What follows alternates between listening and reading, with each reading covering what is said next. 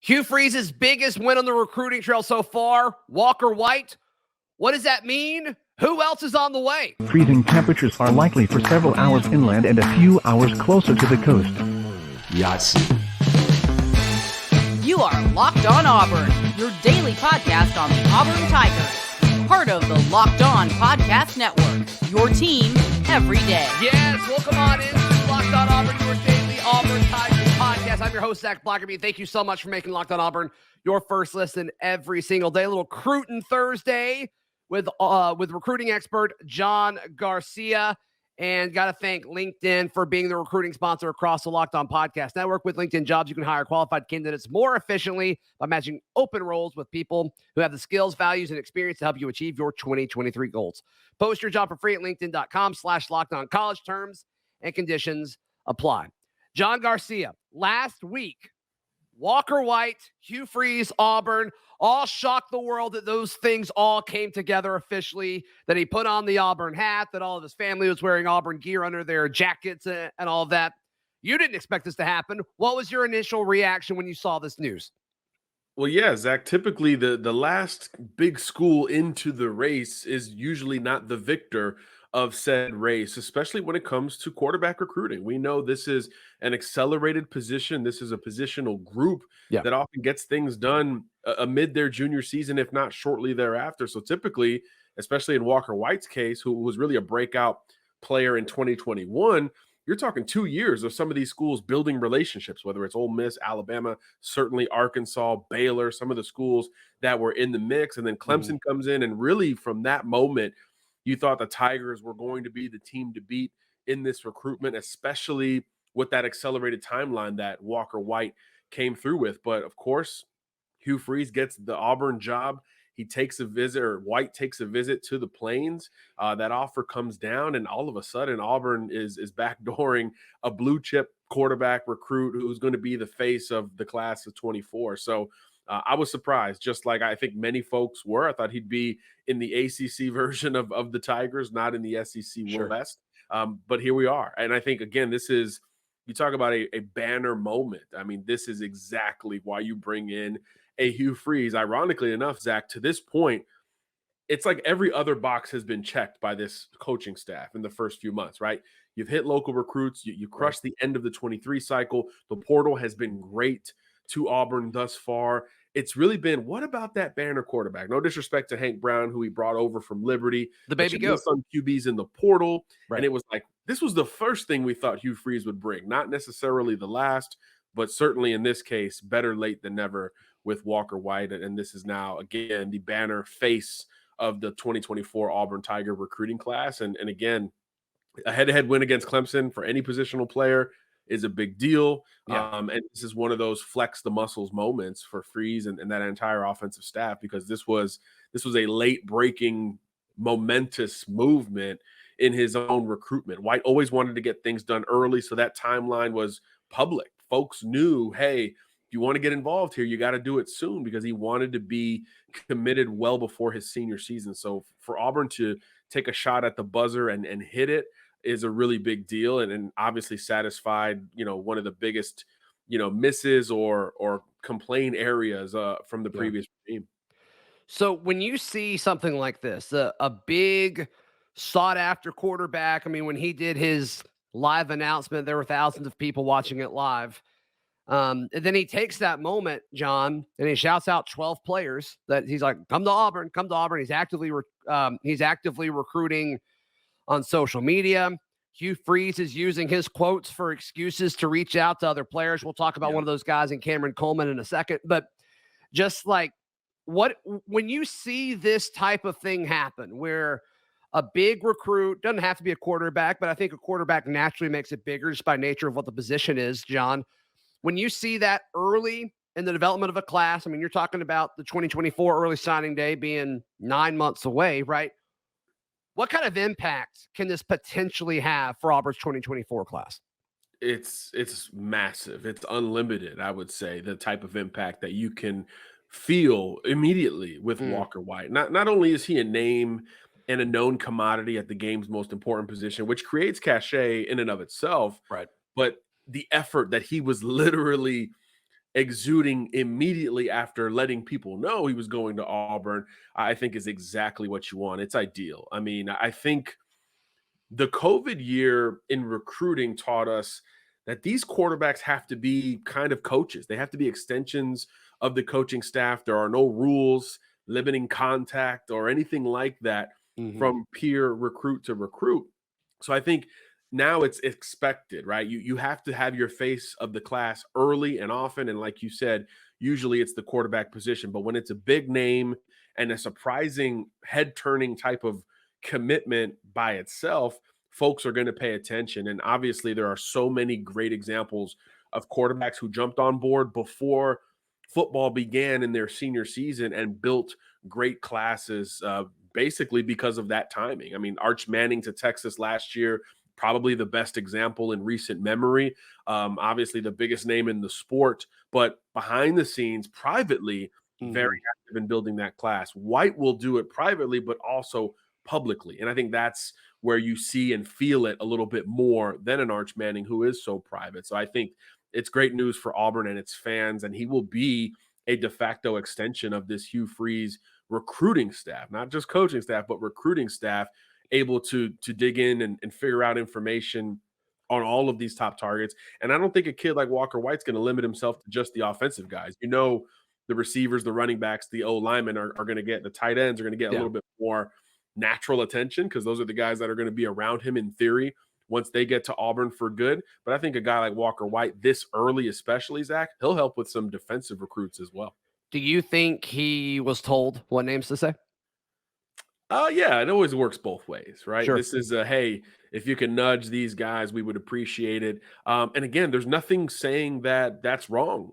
It's actually encouraged by all indications. So yeah, you're nudged a little bit. You have to have this relationship to where there's transparency on the recruiting board. Hey, these are our top wide receiver options. These are our top running back options. And that board can and will change with the seasons, the offseason showcases progressing, and obviously decisions being made.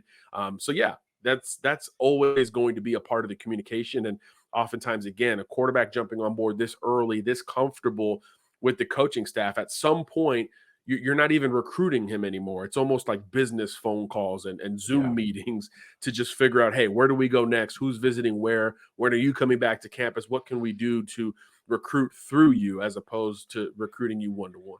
Can this catapult Auburn to a top 5 class, John? I'm not asking you to predict that, but like, is the upside there with Hugh Freeze in this early start? Absolutely. I mean, I think you have to do a couple things to have a shot at a top 5 class. I mean, you've got to, if you're not Georgia, Alabama, you've got to get the quarterback on board early. That's a huge deal.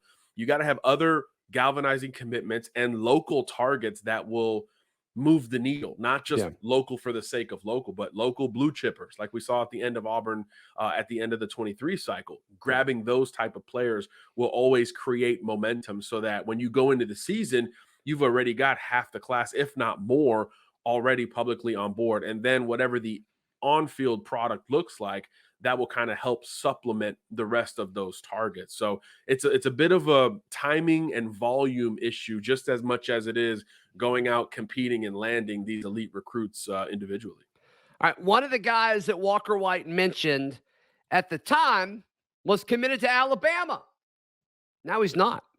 The timing's interesting. We'll get John Garcia's thoughts on Martavious Collins. Could he be a member of Auburn's 2024 class? Today's show brought to you by our friends at FanDuel. It's the only app that you need during your Super Bowl 57 viewing. Whether you think the Chiefs are going to win, whether you think the Eagles are going to win, whether you think Patrick Mahomes is going to lead in passing or Jalen Hurts have the most touchdowns, whatever you think is going to happen, you need to check out FanDuel because they've got a prop for it. I all but guarantee it. And you can also download FanDuel now so you can bet on Super Bowl 57 with a no-sweat first bet. You'll get the $3,000 back in bonus bets if your first bet does not win. FanDuel lets you bet on anything. Money line, point spreads, who will score a touchdown, and you get paid your winnings instantly. So join FanDuel today, FanDuel.com/lockedon to claim that no-sweat first bet on Super Bowl 57.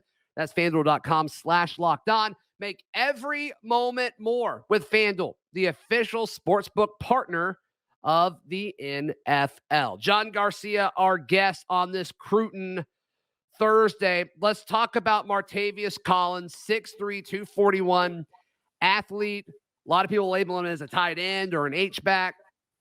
I read somewhere that he may want to play some wide receiver. What are you hearing about this kid, and specifically, why do you think he decommitted from Alabama? Well, look, I mean, I think there's really two types of decommitments, right? You've got your, hey, I'm opening things back up because maybe I committed early and school X is still very much alive. And then you've got your others where it's like something happened and it's like both parties are moving on.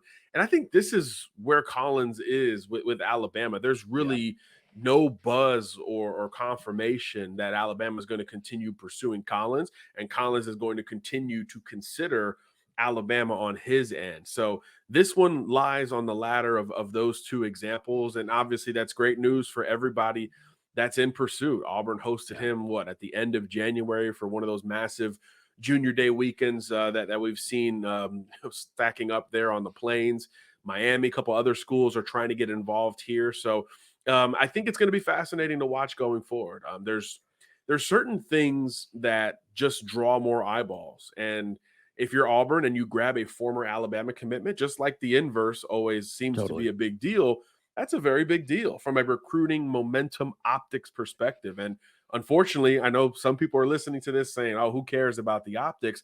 It matters in recruiting. That and perception really do matter in recruiting because these are teenagers that are taking all of this in. So just like Walker White's decision was such a splash, this type of flip, for lack of a better phrase, if it were to go down, would feel somewhat similar. So I do think that Auburn is maybe in the driver's seat of this thing. I wonder now, with him being on the market for just a couple of days, do other programs begin to recruit Collins as opposed to those that were already kind of involved? Do new schools try to jump into this mix if and when he starts to take additional visits and maybe prolong this thing? But if it's about the short term and locking in another spot, you got to feel really good about Auburn's chances relative to his most recent visits. Yeah. I mean, the timing when they make these decisions matter, right? And the fact that Walker mentioned him by name and then he decommits. He went to Auburn's junior day, which Walker was also there. I mean, it sounded like that was a super successful weekend despite no public commitments that weekend. John, I mean, it just seems like there's a lot of signs pointing towards Auburn being the unofficial leader for this guy until Martavious comes out and says something otherwise. I think that's kind of what a lot of people are going to believe. Yeah, and we should, right? We track just as much as we track what kids say. You'll hear me say it all the time. You got to track what they do. And if you make a visit to one school, decommit from another a week later, I mean, there's usually some cause and effect there, and it's usually as simple as it seems. So yeah, I think it's if it's a total reset and he's starting over, then we'll see, right? Who become the major players? Does Auburn, does Miami, do these other schools stick with him? Or does this become, hey, I made one decision, maybe it was too early. Now I think I'm getting ready to make another. You know, if it becomes that scenario, you absolutely have to feel great about Auburn's chances. But yeah, tight end's one of the big priorities in this class, clearly. Have you heard or seen any of the stuff about him wanting to play receiver? Is that any kind of part? I mean, he's big. I mean, 6'3", 241. Yeah. He's an athlete. Looks like he runs track. He does, throws shot put. I mean, he's a player. Don't get me wrong, but I mean, I can't imagine people are like dying to put him at wide receiver. I could be wrong on this, John. Yeah, I mean, usually that's a little bit advantageous when recruits say stuff like that because you're not going to be smaller in college, right? Usually it's you get a little bit bigger. If not, you maintain kind of the build you have. So 6'3", he can carry that 241 well, and he does right now. But yeah, with another year of high school ball left before ever beginning his college career, hard to imagine him as a traditional wide receiver. But of course, all these offenses want to maximize whatever personnel they want to stick to. So if he has some wide receiver skills and traits, that could be somewhat of an advantage schematically when you're talking about not subbing in and out other personnel and giving multiple looks to the defense anyway. That's a very big deal in today's college football. So don't blame him for being ambitious. And look, in the recruiting game, all is fair, right? So I'm sure at least one or two of these coaching staffs are saying, yeah, Martavious, come play receiver at 241. Why not? Yep. All right, 3 in-state players, 2 local, 1 local-ish that I want to get your thoughts on, John. And it seems like Auburn's kind of in the running for all of these guys. Today's show brought to you by our friends at Alumni Hall. If you are an Auburn fan, which you probably are, if you're listening to a daily Auburn podcast in the middle of February, you need to stack up. Stack up, stock up on all of your Auburn gear, swag. Look, I mean, it's a great time to stock up on all these things with basketball really heating up. You want to make sure you're equipped and all decked out for wherever you're going to watch March Madness. Obviously, Auburn baseball and softball are right around the corner. Be sure you're ready to go for those spring sports as well. And the best place to do it is at our friends at Alumni Hall. And if you're in the Auburn or Opelika area, head over to their Tigertown location or their South College Street location, or also they have a place in Huntsville too. And if you're listening, you're like, dang, I want to support these guys. But I don't live in those markets. You still can. AlumniHall.com. And if you want stuff other than Auburn, they've got that too. If for some reason you want that, I don't know why you would, but maybe gifts, I don't know. But be sure to check out AlumniHall.com. They've got everything with great shipping there and great pricing as well. Everything they're officially licensed for all of these schools, so you don't have to worry about quality or anything like that. Thank you so much to Alumni Hall for partnering with Locked On Auburn. John Garcia, our guest on this Cruton Thursday. Let's start with the local guys. Joseph Phillips with 2 L's, John. Tuskegee, Alabama, Booker T. Washington linebacker, 6'3", 220 plus. Guy's a heat-seeking missile. He can kind of be all over the field. And it sounds like he's a hardworking kid. He's already working a job and stuff too. I mean, this is a hard-nosed kid. Seems mature for his age based off of, what I've heard about him. What have you heard about Joseph Phillips with 2 L's? And what do you expect Auburn's chances to be here? Yeah, what an athletic profile, right? I mean, like you said, that the height and weight is ideal. Great basketball player, two-way football player. I mean, he plays a ton of offense there for Booker T, and he's productive on that side of the ball. So I love defensive projections that play offense because naturally there's so many similarities there, especially in the pass-first nature of the game. So yeah, kind of a hidden gem locally this time last year, but as the season began, he obviously continued to turn a bunch of heads, and Cadillac Williams was one of the first big-time college football coaches to establish that relationship. I believe that was his first SEC offer, if not FBS offer overall back in the fall. Of course, Caddy is retained by this current Auburn staff. The offer is confirmed once again after Freeze takes over, and really from that point, you felt like the ball was in Auburn's court because, like we said earlier, Zach, the huge area of need that Hugh Freeze addressed immediately after taking this gig was recruiting locally and recruiting well locally. It doesn't get a whole lot more local than down there at Tuskegee. So right. I do think Auburn's in the driver's seat for this recruitment. I will say, though, as the season wore on and as the new year approached, he started to get a bunch more scholarship offers. So this reminds me a little bit of J.C. Hart's recruitment. I mean, his offer list is like the whole SEC now. Right. It reminds me a bit of J.C. Hart, right? Gets the Auburn offer early, and that kind of puts him on radar. He does some due diligence and explores a little bit, but it was kind of always in Auburn's court. This one feels somewhat similar. I think Phillips will take some visits and see additional options, but look, he's frequenting Auburn. He was at that same junior day that we continue to talk about.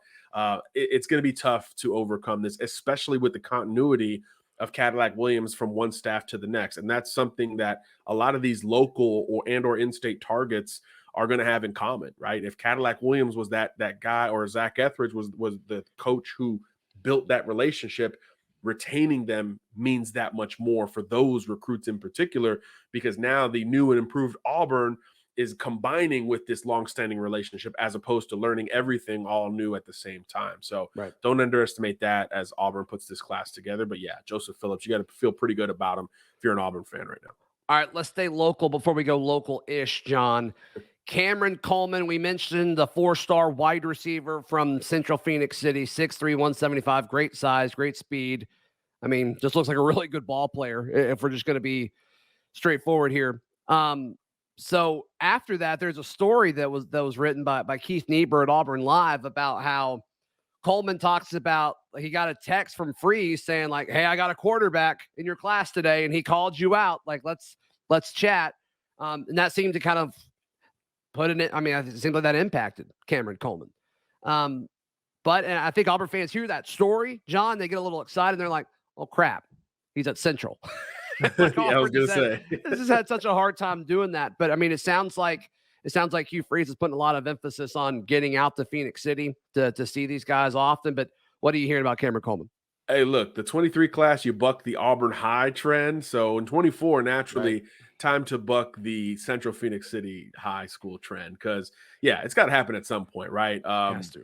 Yeah, going back to Justin Ross, Markel Benton, all those classes 4 or 5 years ago, 6 years ago, it's been conveniently absent. Auburn has. So that's one of those, the day Hugh Freeze got the gig and was talking to folks locally, that he said, "Hey, what are some of the schools I have to go hit?"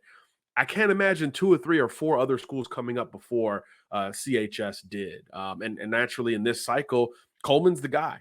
So I do think that's something that is on the minds of that entire coaching staff and the Auburn fans for that matter. You couple that with the fact that it's an offensive target, a big, easy to see talent at wide receiver, which means guess what? A lot of schools are going to get involved here. A lot of easy eyeballs, easy evaluations when it comes to Coleman, who's a great basketball player. He plays above the rim in hoops. Reminds you a little bit of Justin Ross at 6'3" many years ago. So naturally, it feels like that one has as much importance as any in-state recruiting battle going forward. Kind of like Keldrick Falk last year. It was like, this is the one you got to win close to home. Yeah. It feels like that here with Coleman. Naturally, Alabama's involved. A bunch of other schools are involved. Could that be an Iron Bowl battle? We haven't really seen that from the Central Phoenix City kids. They've been the ones to kind of buck the trend, right?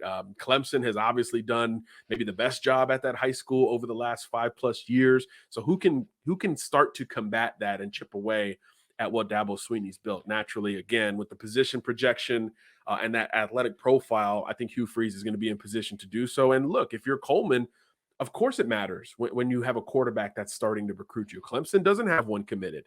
Alabama has one from California committed, not kind of the same deal as one who grew up in SEC country like Walker White. So I do think that's going to matter. You always want to pair yourself as a receiver with great quarterbacks. We talked about the Arch Manning effect earlier. I don't know if they had any receivers committed before Arch jumped on, and then they brought in like a 4 wide receiver class. So that stuff really does matter in recruiting. And again, there's an extra emphasis on Central Phoenix City and Patrick Nix, of course. Yeah, right. John, I've only got you for like a few more minutes. Give me 1 minute's worth of Jamarian Burnette, Andalusia, about 2 hours, 15 minutes away from Auburn, 6'1", 210. Sounds like Auburn's close with him.